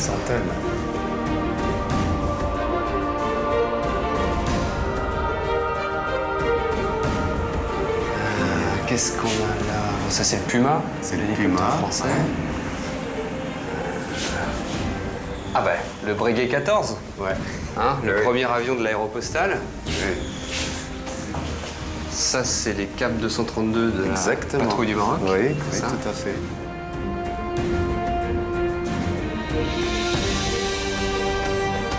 Ça. Et ça? Alors ça, Broussard? Broussard. Bravo. Vous êtes le seul peintre aéronautique du Maroc? Oui. Et comment c'est venu? Comment on devient peintre aéronautique? Très jeune, j'ai commencé à dessiner le matériel militaire parce que mon père, il faisait de l'instruction militaire. Donc je lui ai donné un coup de main pour faire des schémas et des dessins qu'il peut, lui, utiliser au niveau de l'instruction militaire. Qu'est-ce que vous ressentez quand vous peignez ces machines? Qu'est-ce qui se passe en vous? Parce que vous pourriez peindre plein d'autres choses. Qu'est-ce qui... Je sens que je plane. Hein. Une fois que je termine le tableau, je suis satisfait parce que j'ai peint quelque chose qui, pour moi, qui n'est pas accessible. C'est comme un pilote qui veut essayer tous ces appareils. Chacun, c'est des catégories, c'est des spécialités différentes qu'on peut pas... Vous avez l'impression de voler sur voilà, c'est tous ça. ces avions. C'est ça, voilà. C'est ça. Et alors, à côté, c'est d'autres genres de toiles, ouais. Ça s'appelle du speed painting. C'est une performance qui se fait devant le public. C'est très rapide, quoi. C'est très rapide. Oui, ça ne dépasse pas 10 minutes, normalement. Et tu fais des avions aussi, comme ça? Oui, bien sûr. J'ai déjà fait le F-16. Tu pourrais pas faire le mien? Avec plaisir, bien sûr. Avec plaisir. Bon, écoute, marché conclu. Marché conclu. Je retrouverai Ahmed sur le tarmac juste avant mon départ. Pour l'heure, je m'offre une petite balade nocturne à Rabat et un détour par la brasserie du Grand Comptoir à la rencontre des frères Le Chartier. Héritiers d'un grand-père français qui a fait fortune dans l'immobilier, ils ont le Maroc, sinon dans le sang, au moins dans le cœur. Bonsoir. Salut Vincent. Alors, lequel des deux est... Moi, je vais Louis B. Louis B. Voilà. Et Yann. Enchanté. Bienvenue. Ça fait longtemps que vous êtes à Rabat, oui? Grand-père arrivé en 1908. Ah, 1908, d'accord. Et vous êtes né ici ou... Né ici. D'accord, vous êtes donc un Marocain. Oui, clairement. Le cœur en tout cas. Clairement. Le cœur en tout cas. Le passeport, c'était plus difficile. Ah ouais, on n'a pas la nationalité marocaine quand on... Il n'y a pas de droit du sol en tout cas. D'accord. Vous voulez devenir marocain? Vous avez envie? Sérieux? Ouais, le jour où j'aurai le passeport vert. C'est pourquoi vous avez envie d'être marocain? Ouais, quoi. Né ici, maman née ici, mamie arrivée à l'âge de 2 mois. Et il vous a raconté un peu cette époque-là, votre grand-père? C'était comment Rabat à l'époque? À l'époque, justement, des aviateurs de l'aéropostale des années... Mais les aviateurs de l'aéropostale se posaient sur un terrain qui est tout près d'ici, en fait. Aujourd'hui, c'est vraiment le centre-ville encore. Ouais. Bon, le terrain aujourd'hui est dans une zone résidentielle, c'est devenu une avenue. Mais on la reconnaît. Il reste un héliport quand même. Il y a un héliport à côté, le quartier s'appelle l'Aviation. D'accord. Et c'est là que j'habite. Ah oui. J'habite dans le quartier de l'Aviation, ce qui me plaît assez en tant que pilote. Ça me, ah oui, vous êtes pilote, vous? Et oui. Ah. Et vous pilotez quoi? Cirrus SR20, c'est un petit avion que j'ai acheté il y a quelques mois. Voilà, on amène... Entre pilotes, on peut peut-être se tutoyer alors. Je crois. Ça se tutoie les pilotes. Ça se fait. Moi je ne fais que longer la côte et moi c'est un Piper Cub. Quelle belle machine. C'est magnifique. Quelle très belle machine. Je l'adore. Mais rustique. Alors que le tien... C'est l'exact opposé. C'est l'exact opposé. C'est l'exact opposé. Je serais curieux de faire un tour avec. Ah, mais volontiers. Bah écoute, si tu veux, demain. Demain, on fait ça? Ouais. Santé et bon vol. Voilà la bête. Il est beaucoup plus moderne que le mien. Il est peut-être un peu plus récent. Il m'attire bien. C'est des matériaux composites. C'est du composite, c'est du plastique en fait. C'est un avion en plastique. Il a une super ligne. Hein. Très aérodynamique et très beau. Je crois que c'est pour cette vue-là que je l'ai acheté en fait. C'est vrai? C'est pour cette élégance-là. Ouais, c'est ça, il est élégant. Donc ça, c'est la nouvelle génération d'avions, plus sûrs, j'imagine. Effectivement, on a même un parachute. Ah, oui, il y a des parachutes à l'intérieur pour sauter. Non, c'est l'avion lui-même qui a un parachute. Ah, l'avion a un parachute? En fait, il y a une poignée au plafond que tu tires en cas de problème, en cas de panne moteur ou de givrage ou que sais-je, n'importe quel problème. Tu arraches ta poignée et là, sort d'ici, déployé par une roquette qui explose le fuselage et le parachute sort. Et le parachute lui-même l'emmène vers le ciel, arrache tout le côté de la cellule pour que les sangles puissent s'ouvrir. Ouais. Et donc, on se retrouve à descendre comme ça, en sécurité, comme une feuille un peu. Au lieu de percuter la planète, on est mieux. On doit la percuter un peu vite quand même, c'est gros un avion. Oui, c'est lourd, mais le parachute est très important, il fait 300 mètres carrés. 300 mètres carrés? Donc je monte en place copilote. Je t'en prie. Petite précision, si l'on ouvre le parachute, les vis sont sauves, mais l'avion est hors d'usage. En cas de panne moteur, mieux vaut tenter d'atterrir en planant. Tous les pilotes y sont entraînés. En fait, c'est lorsque le relief ne permet pas de se poser que le parachute est utile.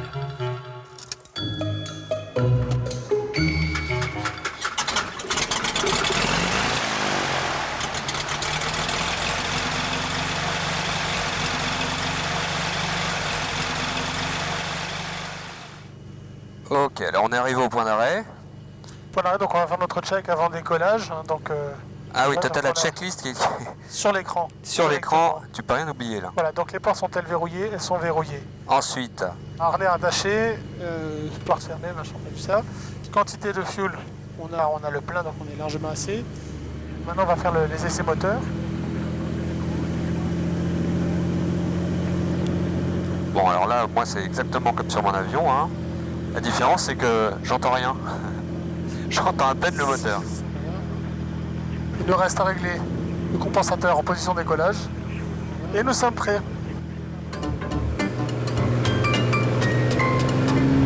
Voilà. 100% de puissance. On a une vitesse de rotation qui est très confortable. On décolle. Décollage.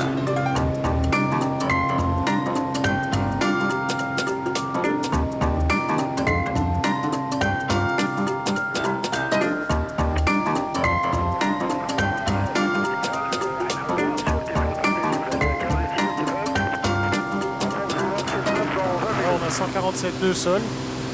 Ton avion vole à quelle vitesse déjà? Ah moi il dépasse pas 90. Hein. 90 nœuds ça fait en km/h.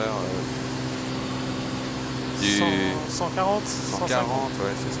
Ouais, nous on est à 280. Oh là là, on le sent pas du tout. On ne le sent pas du tout. J'ai l'impression d'être dans ma voiture. On est le pilote automatique. Ouais. et on va se mettre sur le cap plutôt que sur le GPS. Sans les mains. Et là, il y va. On lui dit... on lui dit de suivre un cap. Tu vas au cap 80. Et voilà, il n'y en a aucun de nous deux qui a les mains dessus. Voilà, et nous on peut pioncer.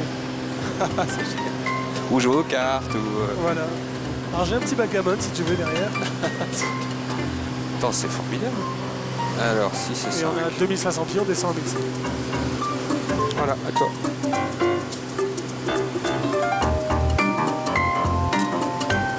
Voilà, 6 et 6.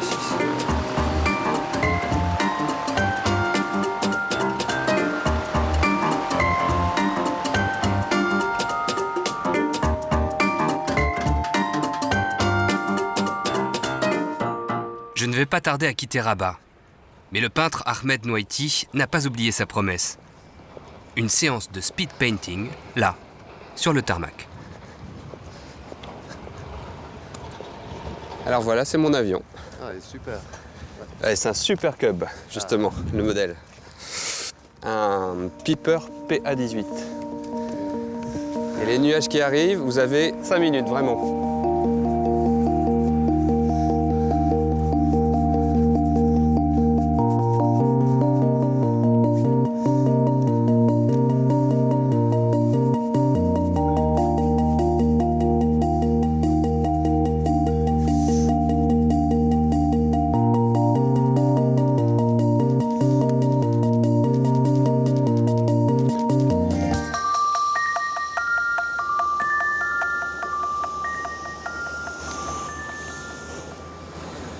Hey!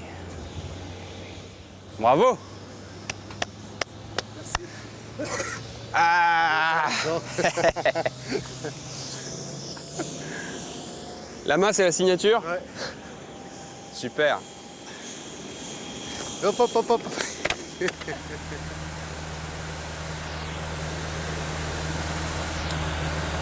Allez, on quitte Rabat, la capitale et son peintre ultra rapide, et on se dirige vers Casablanca, la légendaire Casa. Ah, il faut manger. Ah oui, il veut qu'on mange, bon. Ah, merci. Il commence à faire faim, hein. Alors, qu'est-ce qu'on a à manger de bon? Tiens, je tiens les commandes. Hop là. Tu les reprends le temps que je prenne les miennes, mon sandwich. Vas-y. Voilà. C'est vrai que ça creuse, hein. On dépense beaucoup plus d'énergie en pilotant.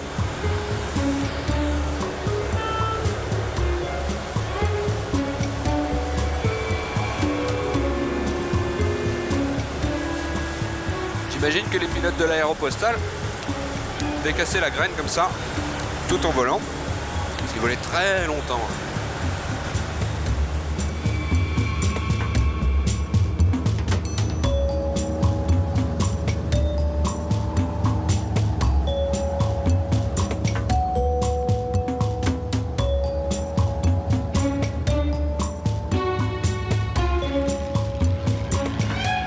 I can fly, I can fly. I swear I can touch the sky. I can fly. Say goodbye.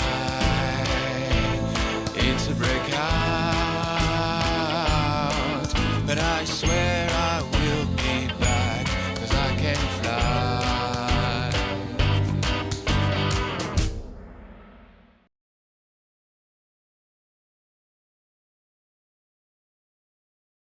C'est une ville qui réussit un mariage d'authenticité et de modernisme. Faut maintenir l'avion. Faut le maintenir. Voilà. Evacuate. Evacuate.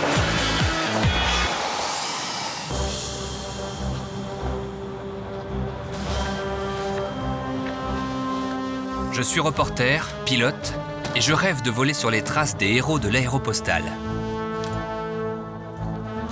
Dans les années 20, Mermoz, Saint-Exupéry et leurs camarades ont ouvert les premières lignes aériennes de l'histoire.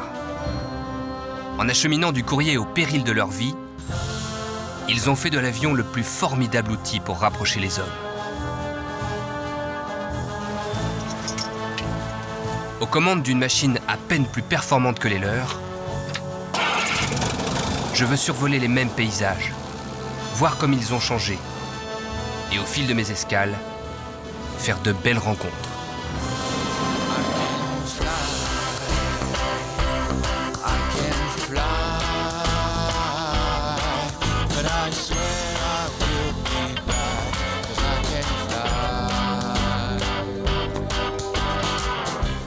Je me dirige aujourd'hui vers Casablanca, qui jusqu'en 1925 fut le terminus de la ligne postale aérienne Latécoère. Et même quand le courrier volera jusqu'à Dakar, Casa restera une escale de choix pour Mermoz, Saint-Exupéry et les autres postiers du ciel.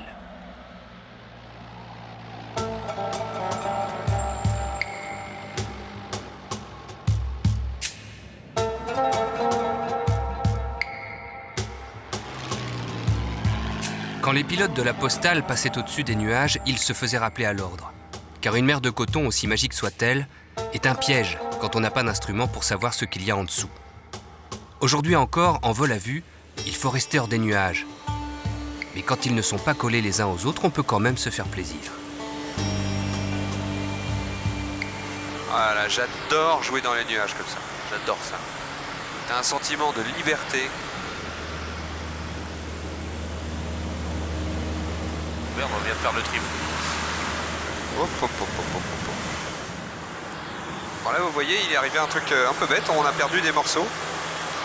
C'est le trim, c'est ce qui nous sert à régler l'orientation générale de l'avion. On va se débrouiller sans pour l'atterrissage et on réparera ça plus tard. Hein. Je vais essayer de ne pas perdre les morceaux. Et voici Casablanca et sa mosquée Hassan II, inaugurée en 1993.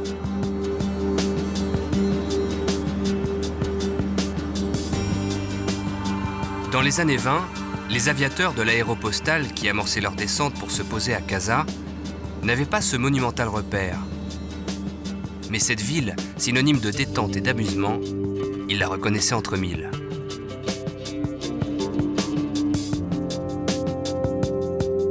Leur terrain était en périphérie, mais la ville, toujours en expansion, l'a rattrapé. Là, c'est l'ancien terrain de l'aéropostale, Anfa, plus en centre-ville, et on n'a pas pu s'y poser parce qu'il est fermé. Il est en chantier. Évidemment, en centre-ville, ça vaut de l'or les terrains et on doit y construire des immeubles. C'est dommage. C'est la vie. Et c'est encore sous la pluie qu'on arrive à l'aéroport Ben Slimane de Casablanca, où nous attend le directeur d'une école de pilote de ligne. Atterrissage par vent de travers et sous la pluie.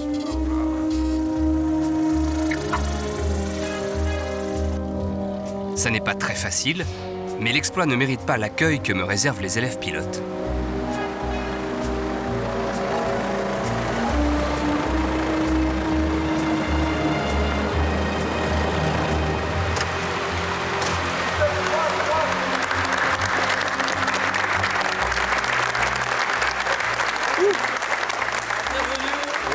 Bienvenue sur l'aéroport. Merci beaucoup. De Ben Slimane. Bonjour. Bonjour.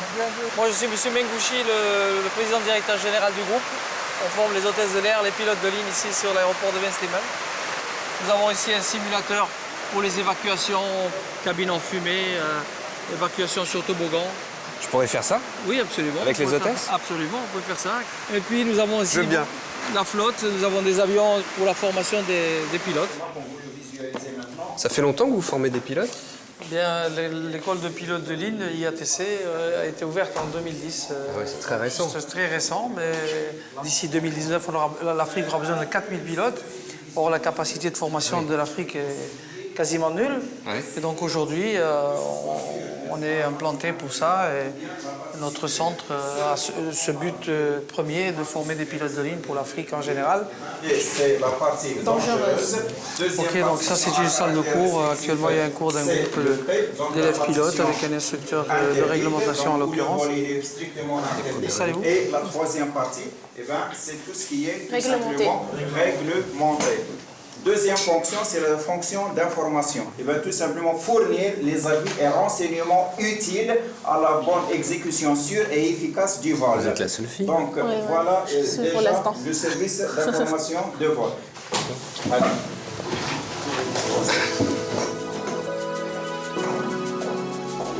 C'est par où la sortie? Avant d'avoir un jour en main les commandes d'un Boeing ou d'un Airbus, il faut d'abord devenir pilote. Et ça commence toujours sur un avion à hélice.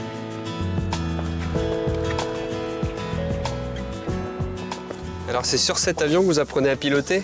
Ouais, pour l'instant, avant de passer au grand avion. Ouais, on est loin des grands... Des grands, voilà. avions de ligne. Ça fait longtemps que vous volez? Non, c'est la deuxième fois. C'est la deuxième fois. C'est la deuxième fois. Vous faites la visite pré-vol là, non? Voilà, une visite pré-vol. Donc la visite pré-vol, hein, c'est faire le tour de l'avion et s'assurer qu'il est en état de vol. Voilà, avant de voler. Voilà. Je te laisse faire. Hein. Okay. Je dis tu, hein, parce qu'entre pilotes, on se tutoie.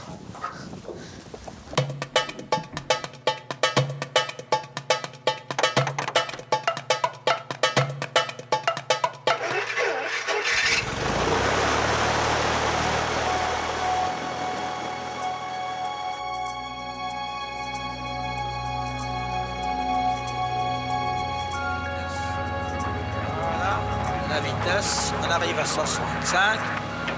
Voilà, tout doucement. Hid les flancs, hid la faire les flancs. Voilà, hop, et l'avion va décoller. D'accord? Allez, on continue. Comme ça. Sauf l'avion, il a tendance à aller vers la gauche. Il faut maintenir l'avion. Maintiens l'avion. Regarde, maintiens-le. Il faut le maintenir. Voilà. On rentre les volets. Il faut rentrer les volets.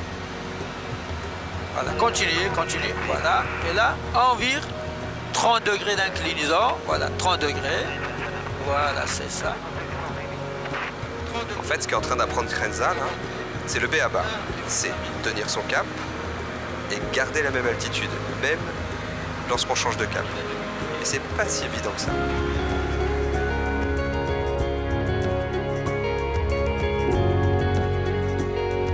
Regardez, le vario est un peu fort, donc qu'est-ce qu'on fait? On diminue un peu le vario. C'est ça. Maintenant, on refuse le sol. On essaye de le refuser. Voilà. Refuser le sol, c'est tirer sur le manche pour que l'avion se cabre et perde sa vitesse pour se poser naturellement.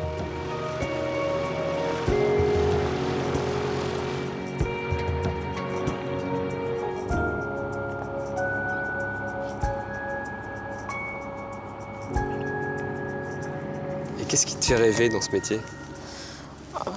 Voler. Voilà, réaliser le rêve d'Ika. Le rêve d'Ika, ouais. Voilà. Et mon rêve, mon propre rêve aussi. Être dans le ciel, les nuages. Dans les airs, embrasser les nuages. Embrasser les nuages, c'est joli. Voilà. T'as déjà entendu parler de la première femme pilote du Maroc? Ouais, du Maroc, à l'époque de Hassan II. Du roi Hassan II. Oui, en 52, je crois. Voilà. Et tu sais qu'elle est morte assassinée quelques années après. 19 ans, voilà. À 19 ans. Parce qu'apparemment, on trouvait que c'était pas bien, que c'était trop occidental pour une femme marocaine. À l'époque. Ça a changé? Ça a changé. Ouais. Et ta famille, comment elle a réagi quand tu leur as dit je veux être pilote? Enfin, mes parents, alors ils ont accepté. Ouais. Mais le reste, c'est un peu difficile à les convaincre. Ah oui? Pourquoi? Ouais. Ils disent qu'une femme soit pilote, qu'elle est entourée par des hommes. Voilà. Ah oui. Que des hommes. Mais tu résistes quand même? Je résiste quand même, voilà. En attendant que je sois pilote, et je montrerai qu'une femme peut être pilote. Et ici, on ne forme pas que des pilotes, on forme aussi les PNC, les personnels navigants, les hôtesses de l'air et les stewards. Et vous allez voir qu'il ne s'agit pas seulement de servir des plateaux repas, on s'occupe aussi de notre sécurité. La leçon du jour, La base de flamme. le feu. C'est l'ennemi numéro 1 à bord d'un avion.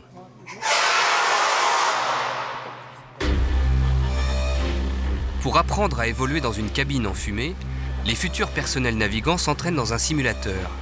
Un véritable morceau d'avion équipé de fumigène. Il va m'appeler.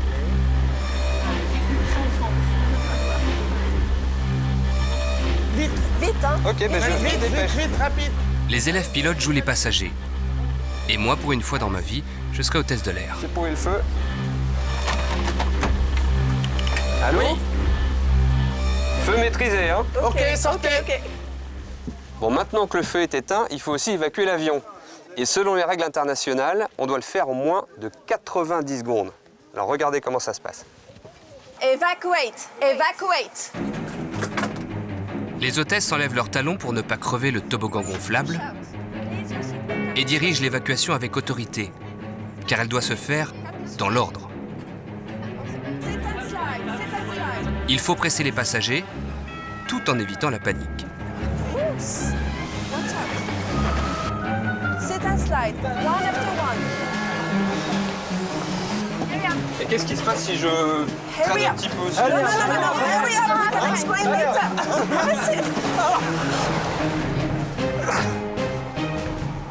Et oui, elles m'ont carrément poussé. Mais c'est normal, c'est à ce prix que se déroule une bonne évacuation. Imaginez que je fasse un bouchon et que les autres mettent 2 minutes de plus pour sortir.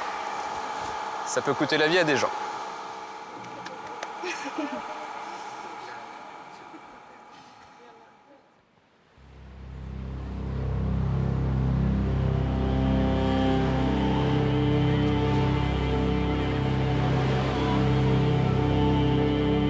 Le lendemain matin, je passe devant la mosquée Hassan II. Son minaret de 210 mètres est le plus haut du monde. Elle peut accueillir 105 000 fidèles, dont 25 000 dans la salle de prière. Je me dirige vers le quartier d'Anfa pour rejoindre un ancien de la Royal Air Maroc, Drissi Moulé, passionné par l'histoire de l'aviation de son pays. Bonjour. Bonjour Vincent. Enchanté. Vous allez bien? Ouais, très bien. Bienvenue. Merci. Bienvenue. Bon, c'est ça alors l'aéroport, l'ancienne piste. Oui, la piste était là. Ouais. On se trouve sur un des plus anciens terrains d'aviation, l'histoire. De l'histoire de l'aviation marocaine? Internationale, on va dire. Internationale. Mondiale, oui. Elle a été créée en 1912 par des militaires. Quand la ligne d'Atakoué a commencé, ils ont cohabité avec les militaires. Donc, ils avaient leur base ici, les bâtiments, les anciens hangars des avions.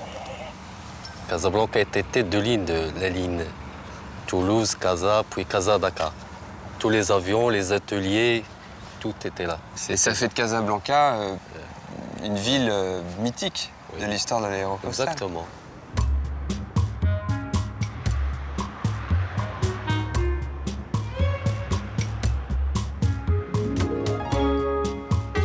Casablanca est une ville pétillante, pleine de vie. Et elle l'était déjà du temps de l'aéropostale. Les pilotes aimaient bien s'y détendre, dans la Médina et dans le quartier colonial qui la jouxte. Où est-ce qu'on est là? Oui, là, on se dirige vers l'ancien Médina. Vous voyez les remparts là? Ouais.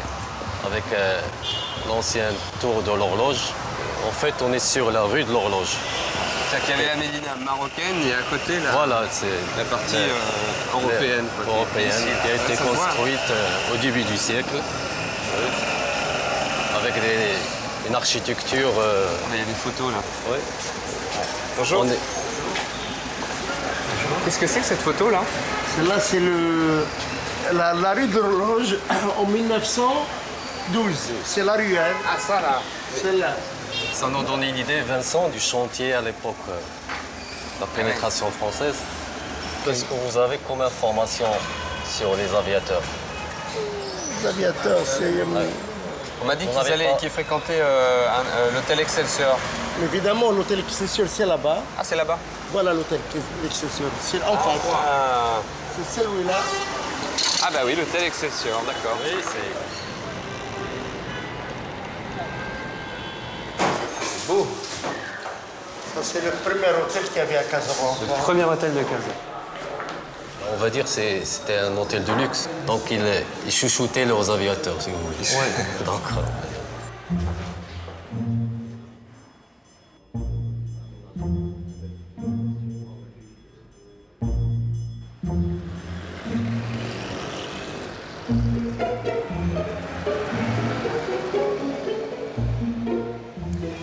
ici, c'est l'avenue quoi? L'avenue Mohamed V. Elle est en travaux là. Hein. Là, il y a le chantier du tramway. C'est une ville qui réussit un mariage d'authenticité et de modernisme. Et ça a fasciné beaucoup. Il continue à fasciner les touristes qui viennent visiter. En tout cas, les immeubles, quand ça sera terminé, ça sera magnifique. Hein. Les immeubles autour, là, sont superbes. Vous savez ce qu'écrivait Mermoz à sa mère en 1926? Il lui disait « Casablanca, c'est la vie de France, mais en plus libre et moins coûteuse. Mieux, sous tout rapport. » Comme le légendaire Jean Mermoz, nombreux furent les pilotes à écluser les bars et les clubs de Casa. Oui, on s'amusait bien. Et d'Émile l'écrivain, le plus ancien de la ligne, à Saint-Exupéry, l'auteur de Vol de nuit, ils sont tous passés par la brasserie du Petit Pousset. Ah, il y a une jolie plaque là. Maison fondée en 1920, cuisine bourgeoise. Elle a été fondée en 1920. Spécialité de la maison, crevettes roses, huîtres, escargots de Bourgogne. Bah d'ailleurs, il est l'heure de manger, ça me donne faim. On va au restaurant? Oui, on y va. Allez. Volontiers. Vas-y. Là-bas, c'est Ah, c'était comme ça à l'époque? Oui. Il y avait du monde, hein? Ah oui, on s'amusait beaucoup à Casa. Hein. Mais... Et là, c'est une pièce. Ça, c'est les dessins de synthèse. Oui, c'est écrit de sa main. Ça doit être une photocopie, on n'arrive pas bien à... Mais j'ai l'original, pour vous le montrer. Pas vrai. Ça, c'est bien de rencontrer des historiens. Ce sont de vrais documents. On conserve. On conserve. Voilà. Donc là, il s'est dessiné, il a mis moi. Oui, c'est en train d'écrire. C'est un élève des Beaux-Arts. Mes chers enfants, je suis tellement gentil que je vous écris déjà. Je suis en panne à Casa, car Jeannot, malgré ses affirmations, n'a demandé aucune place pour moi. Vous pouvez lui dire amicalement que je lui revaudrai ça, car je n'aime pas beaucoup qu'on se fiche de ma gueule. Il ne l'emportera pas au paradis, surtout s'il n'y a pas de paradis. Ça me fait beaucoup de peine de vous avoir quitté. Vous êtes des types sympathiques que j'aime bien. Ah oui, c'est ça, il devait rentrer en France et il laissait ça pour ses copains. On va manger? On va manger, oui. Volontiers. Allez. Je n'ai pas bien compris ce que disait la lettre de Syntex, mais elle respire la camaraderie. Et je les imagine bien, les pilotes en goguette, arpentant les rues animées de Casa jusqu'à des heures indues. En arpentant les rues de Casablanca le soir, je ne peux pas m'empêcher de penser au film Casablanca avec Humphrey Bogart et Ingrid Bergman. Aucune scène n'a été tournée ici, tout a été fait en studio, à Hollywood. Même le Rick's Café où se déroule la moitié du film n'est qu'un décor. Eh bien, depuis quelques années, il existe vraiment.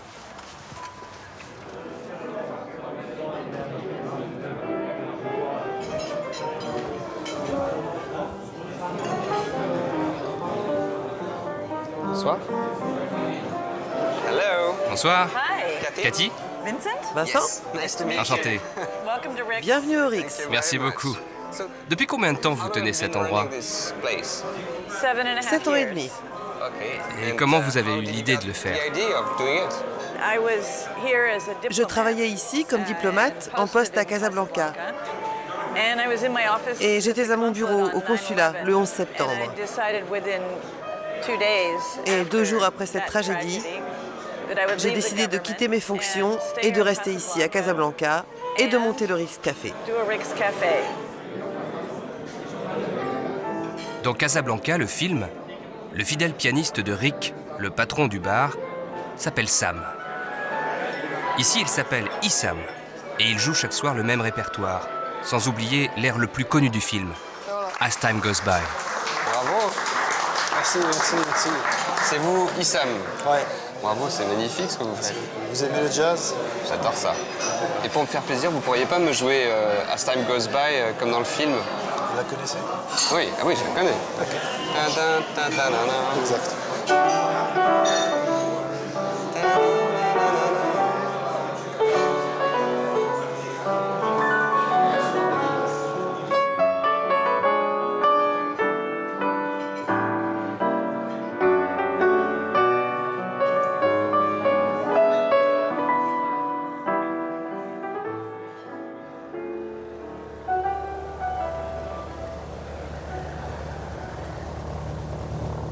Charlie Alpha, décollage en 32. Sierra Fox, c'est derrière le Charlie Fox, c'est autorisé au décollage 32. Allez, ils sont cool en plus. Un moment d'inattention au décollage, et hop, l'avion part de travers. Heureusement, mon copilote rattrape le coup. Merci Arnaud.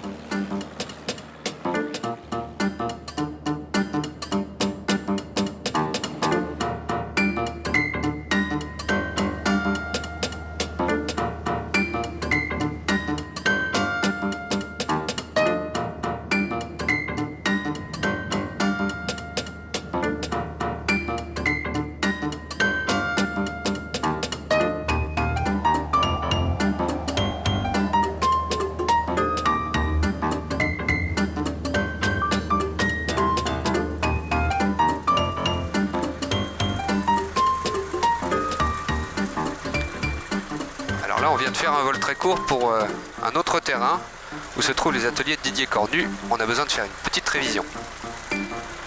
Didier Cornu est un pilote français qui a installé près de Casablanca cette unité de mécanique aéronautique. Voilà, c'est bon. Didier? Oui, le vol était bien? Ouais, ça va, ouais. Bon, cool. Alors, voilà la bête? Voilà la bête. Hop, c'est bon, ça passe. On a une révision à faire. Puis on a les freins qui sont un petit peu lâches. Ah. Ouais. Puis on a une manivelle qui ne tient plus. Ben c'est parti alors. On va déjà sortir Toutes ça les aussi. 50 heures de vol sur un avion, il faut faire ce genre de visite et faire au moins la vidange. Vous vous souvenez de la manivelle qui m'était restée dans les mains? Une simple goupille et je vais à nouveau pouvoir ajuster l'assiette de mon avion en vol. Ça marche. Ouais, ça marche. Voilà, j'ai mes compensateurs. Merci. De rien, je vous en prie. Impeccable. Ça paraît simple? Détrompez-vous. Mettre la main dans un avion, ça n'est pas donné à tout le monde.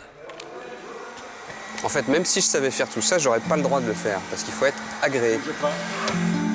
Christian est un mécanicien agréé. Voilà.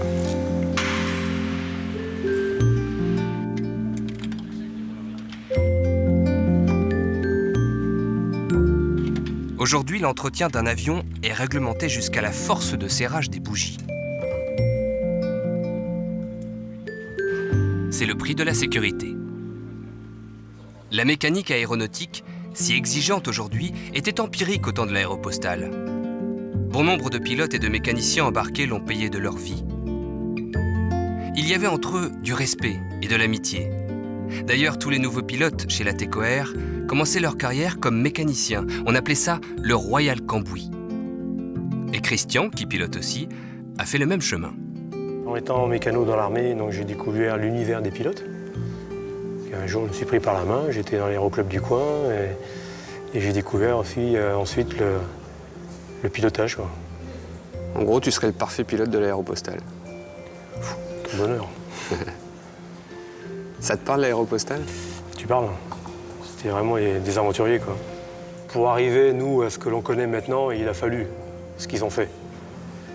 On a tiré des expériences de leur malheur ou de leur succès, quoi. Ben voilà. Mon compensateur, c'est bon. L'huile, c'est fait. Les freins aussi. Christian a fait le tour. Demain, on part.